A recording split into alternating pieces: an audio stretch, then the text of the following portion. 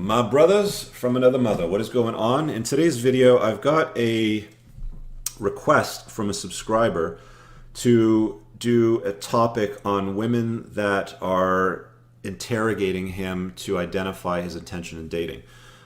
Is basically how I'm going to distill it. And before I dive into it, folks, I just want to apologize for the crap video quality. I'm still using my 1080p webcam for this video.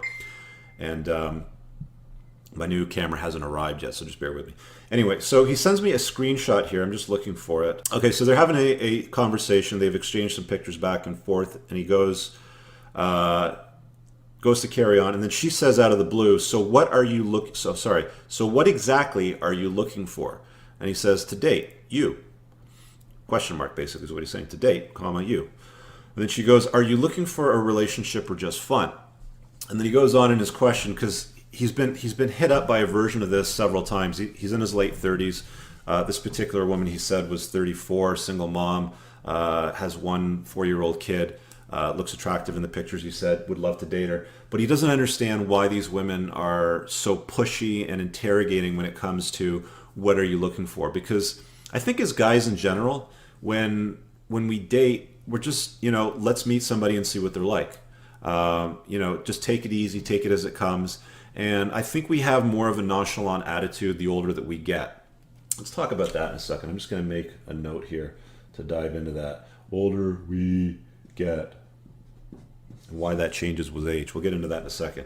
But this woman wants to know, what are your true intentions? And he goes, it's not that like it's happened once. He goes, it keeps happening over and over again.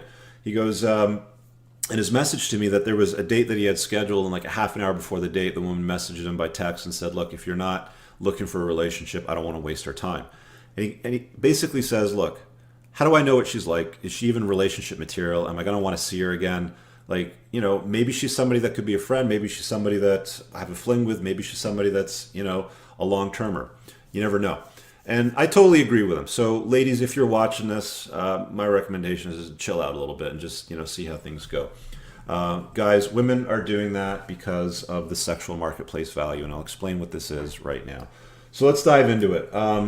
First of all, let's talk about the term "the wall," because that's what we're hitting here. Men and women hit this peak, and for men it's late 30s, for women it's early 20s, and this term, the wall, was coined in the professional sports world. Basically, athletes have a shelf life, at which point they're no longer valuable to the team, and younger players are better, faster, stronger. So in baseball, for example, a pitcher's arm will only last so long before he has to stop pitching and move on to something else. Same thing with football players and basketball players. Their body takes a lot of punishment doing what they do professionally, so at some point they hit a wall. They can no longer do what they're doing, and they have to move on to something else. It's been postulated, interestingly enough, in the manosphere that the term "the wall" was adopted first by women to shame other women that are showing up in their space. It was said that there was women that were criticizing something. Oh, look at her. What is she doing here? She's hit the wall. She doesn't even look that good, sort of thing. But I digress. Whatever it means, it means. So the sexual marketplace value chart here is what we're going to dive into right now. And on this axis here, we've got on a scale of 1 to 10, the SMV, again, sexual marketplace value. And on this scale over here, from 15 to 70, we've got age. Now, men and women mature sexually at roughly the same age. 10, 11, 12, 13, whatever it might be. It's basically the age at which women first have their period and boys have their probably first wet dream, let's say. So we both mature sexually at nearly the same time in our lives, but emotionally, intellectually, all of that happens at a different time for men and women in our lives. For men, it happens in the early 30s, and for women, it happens in the early 20s. So that's why it's not that uncommon to see somebody that's 40, for example, dating a 25-year-old. It actually works fairly reasonably well. That creates a problem for women, which is why a lot of them can get very pushy in trying to identify what it is that you're doing, because they don't want to waste their time. It's really as simple as that. That's all that it boils down to. And because they don't want to waste their time, women, I've talked about this before, women tend to communicate on a covert basis. And when they rely on overt communication, it's because they've basically run out of ways to drop the hints. You'll see it a lot in many of my videos when I'm talking about subjects like this, where men are nodding, going, yeah, makes sense. And then women start to disagree. They don't even watch the whole video most of the time, but they start to disagree in the comment, and the way they respond to the cold hard truth or the facts is they tend to shame and or try to insult me. They'll poke at something about me, like visually, like, oh, look, you're bald, or you're a loser, or you probably don't even date, or you haven't been laid, or something like that. And that's usually a pretty good sign that I'm par for the course and the information that I'm presenting is accurate and true, because the cold hard truth does hurt. Anyway. So moving back onto this, so women will peak around the early 20s, at which point we think for both men and women that it continues on. Men will peak in the late 30s, and at the point of around 30, there's an intersection where women's value starts to decline and men's value is still carrying on and increasing.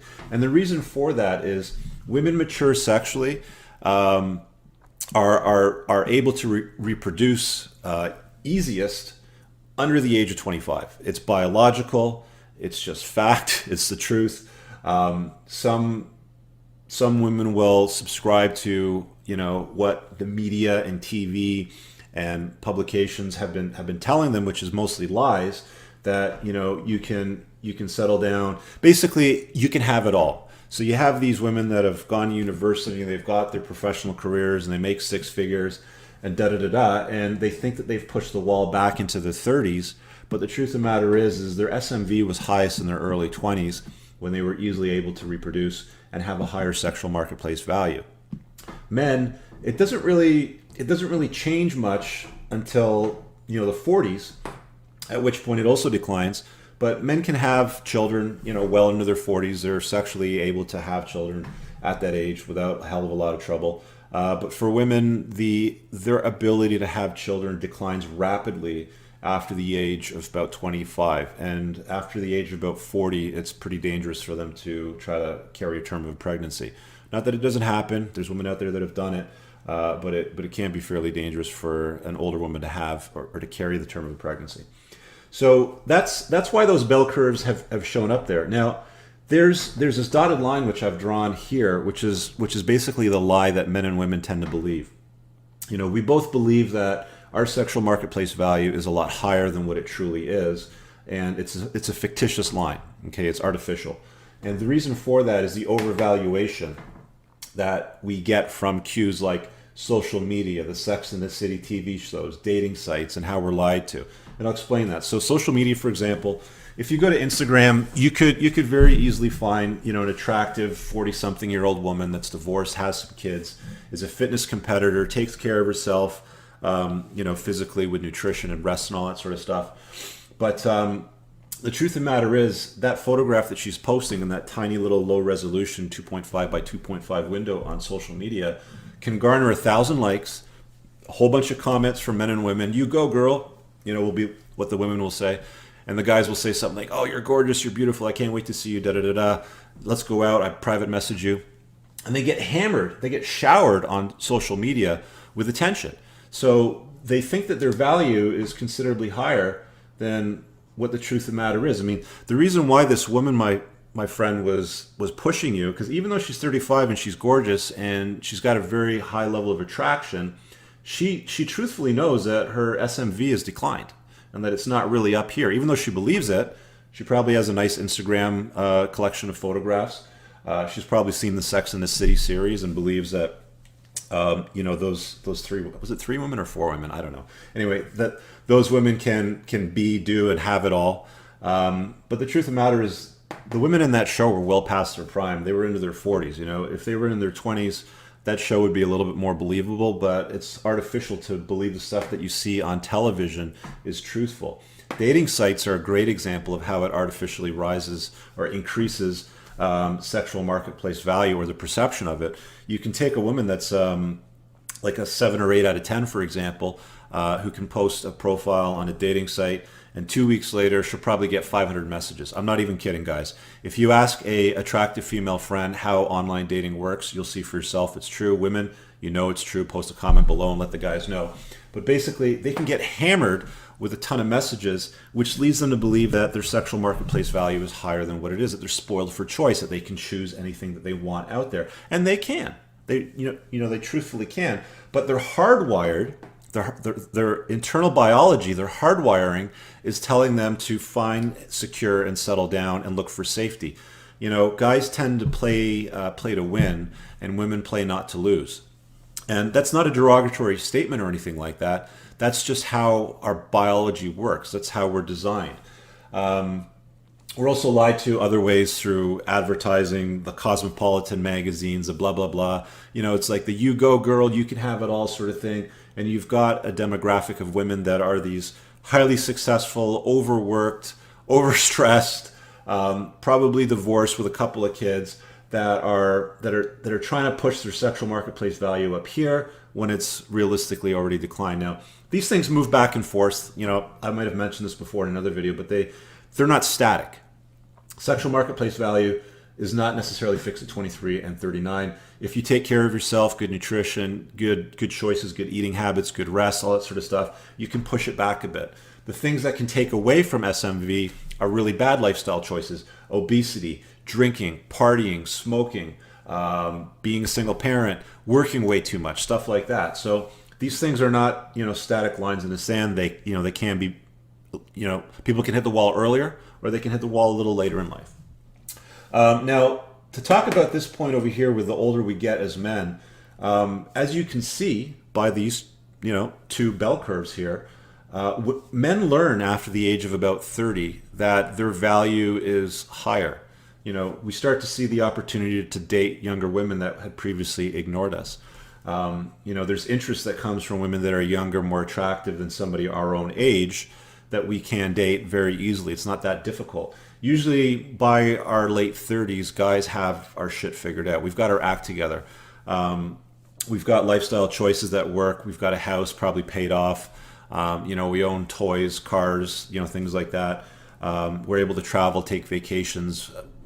You're basically more spoiled for choice as a man the older that you get when it comes to the dating pool than you are for women, which is why some of these women get very, very pushy, because even though they think they're up here, they know that their value is truthfully down over here. So guys are less, we're not desperate when it comes to the dating pool at that age. That's why we're not asking women ourselves, so what are your true intentions? What are you looking for? What exactly are you looking for is what that screenshot said. You'll never see a guy that'll text a woman that'll go, what exactly are you looking for? It doesn't usually happen unless they've got fairly low sexual marketplace value and they're unattractive. They don't bring a lot to the table. They might get pushy, but men tend to be more spoiled for choice the older that they get. And again, it does start to die off for men as well. The bell curve does go down. Anyway, that is my presentation there. I hope that answers your question. That is why the women that you've been dating in their mid-30s have been pushy and have been asking for, it's almost like they're asking for a commitment early on before they've even met. It's like you don't even know what this person's like, and they're pushing you to find out what you're looking for. So, ladies, relax. You can't do anything about this. Just own it, guys. That's why women are asking you questions like that. And that is the wall. I'd love to hear your opinion, folks.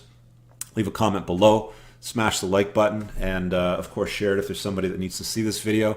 I appreciate you guys greatly for subscribing to my channel and watching my big fat head move around talking about stuff like this. We'll see you guys in the next video. Of course, if you have any requests, you can leave them in the comments below. Talk to you later. Peace.